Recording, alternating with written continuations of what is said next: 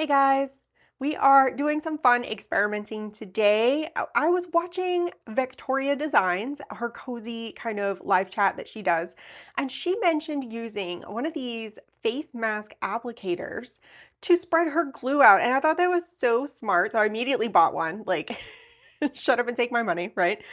It has a silicone end. I guess you use it to spread face masks on your face, and I'm absolutely not going to do that. I'm going to use that for my glue. I use my Beacon Fabri-Tac, and I want to see how this works to spread out the glue. Once we're done playing with this, I am going to show you what my new box kits and the matching stationery look like that I just released in my shop this week. So I'm going to jump right in. I have started assembling a lid for one of my boxes. This is the Holiday Book Lovers box kit. And I've glued some of the panels on already, and I'm gonna go ahead and grab this one. This one needs to be glued to itself, and I'm gonna grab my glue. And let's see how this applicator works. I'm curious if it scrapes a lot of the glue off or what it might do. I'm just gonna get in there, I guess. I was worried about the shape of it. And let's see how that works. It's actually really nice. It's smooth. Kind of feel like I'm playing with paint or something.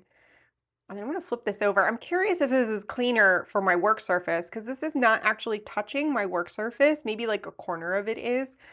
And messiness when I'm filming is definitely a concern.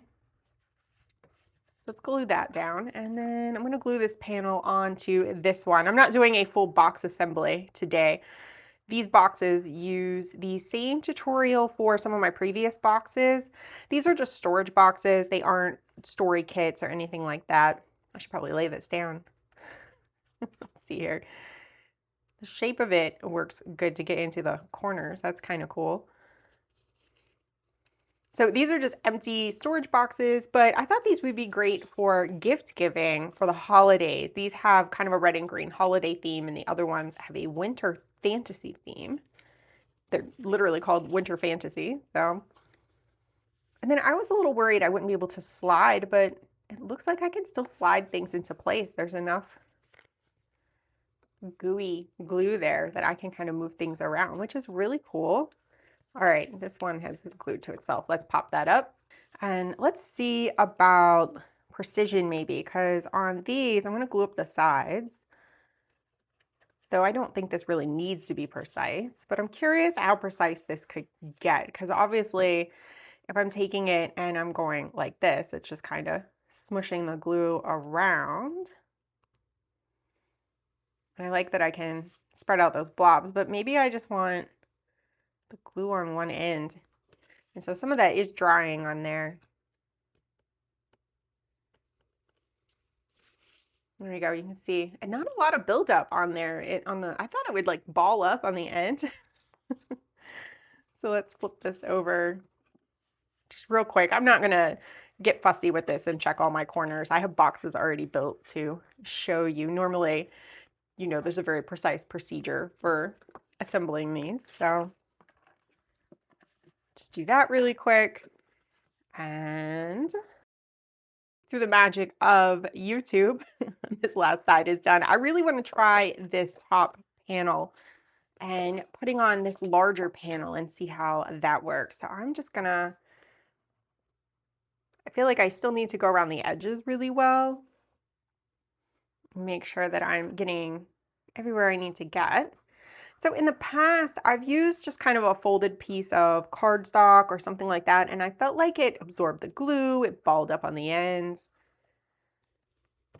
And when I saw her mention this, I was like, well, maybe this is a good compromise. Now, I'm not sure that I'm going to use this in my videos because this takes a lot of time.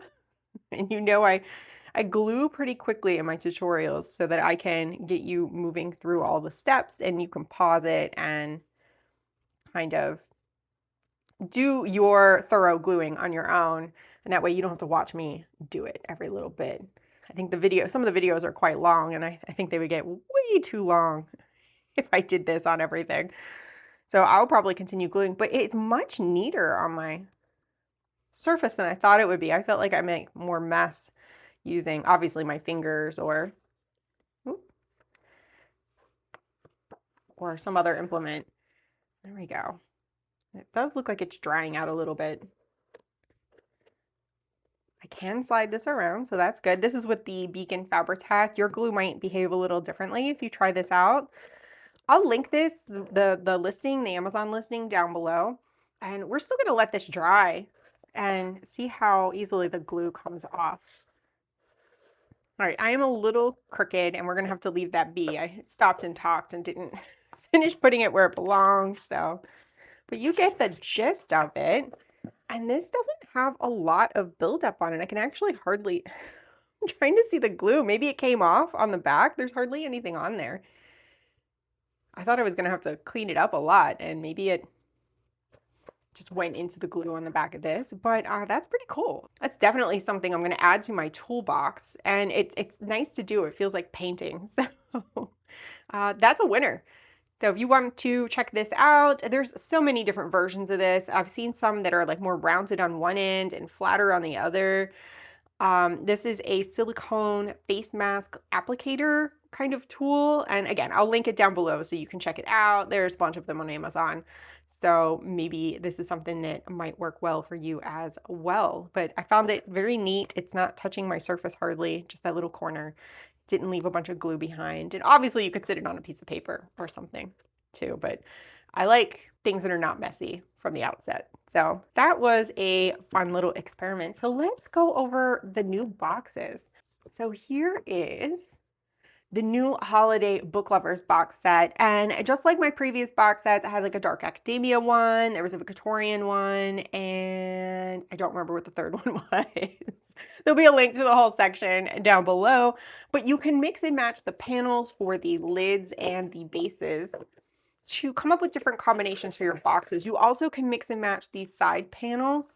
So you don't have to do matchy-matchy. You can take the side panels for one lid and mix it with side panels for a bottom and have different patterns inside, mix it up. So the lids of these I have 5 different really cute little animal characters. Let's go over the lids first. So we have a cat, a mouse, a dog. I gave you one plain kind of bookshelf panel because then you could make, in theory, 5 different lids and then put the bookshelf panel inside each one of them to have 5 different lid options, each one with a little critter on it. We have a bird and then a rabbit. And then you have 3 different kind of abstract book patterns for the insides of those lids.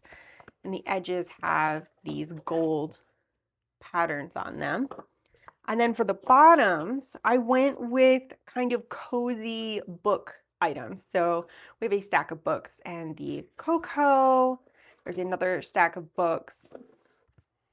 We've got a chair, cozy chair with a book. Again, a bookshelf panel. So you could put a bookshelf panel on the backs and then have each of these be on the inside for several bottom options. We have books on a table, and then I did give you a second bookshelf option here. So there is a lot to play with on these, I think, and would make really cute boxes for holiday gifts. And I did also provide matching stationery. And I'm going to go over the winter fantasy boxes in a second, but there's matching stationery for both of these. I printed the stationery 2 to a page to make them smaller so you can see what that looks like. But full size, they are a full sheet of paper. I've got boxes in the way here. They're a full sheet of paper. So here is some of the winter fantasy ones. I've got a dragon and a fairy. There are 8 different prints. So you have 8 different subject matters, and then they come aligned and unlined for a total of 16 pages. So they print full size this way. You can do 2 to a page like this, and they match the box kit. So you can put a little note inside if you decide to use these for gift giving. So let's swap over to the winter fantasy boxes. And for these, I went with blue and gold fantasy theme. We have a dragon, and then I've got a unicorn and a moon. I'm going to put my bottoms to the side here. Let's go over the tops first. Winter fairy, and then kind of a mysterious cave and this little fox. Is it a statue? Is it a real fox? I don't know, but it looks quite happy in the sun. And a compass. And then the final box has more of a explorer kind of feel to it. So she is in her cloak, she's traveling, maybe with her animal companion friend. And I have a shield on the inside. And then for her box, I chose the sword and staff bottom to go with that. Again, you can mix and match all these tops and bottoms. Here is the reverse of that. We have just the decorative wood panel. I have the castle for the bottom and this decorative panel. And then these kind of magical snowy snowflake and gemstone pieces and this bottom as well. So you can mix and match the panels for the bottom. You can mix and match the panels for the top.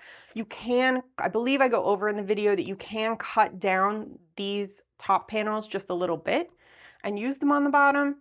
So there is some versatility with these kits. I believe I tried to hit all of those points in the video. The video, I assemble one of the previous boxes, but the instructions are the same as for these. So if you want to check out my new box kits and the new stationery kits, you can find a link in the description down below. And if you're interested in this little silicone tool, again, I'll put a link down below so you can see what this is. They probably sell these in the store as well, but this is a thumbs up from me, and I'm running my thumb over it. There's a little glue on there and it is just rolling right off. I don't know if I'll get diminishing returns on that, if it'll just start sticking as this surface gets older, but it was so inexpensive that I think that's not too big of a deal and I would just get a new one if it's misbehaving. So you might see this pop up every once in a while. Maybe I'll use it for our December tag, give it a try there.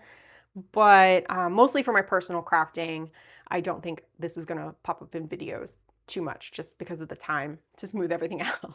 So just a quick video today. If you haven't voted or left a comment in the Magic Doors poll yet, please do that. I will be dedicating a video to that and some behind the scenes on what I'm working on and why I asked that question. So check out the community page and cast your vote if you haven't already, and leave a comment if you want to elaborate on your answer. As always, thank you so much for watching, and I'll see you in the next video.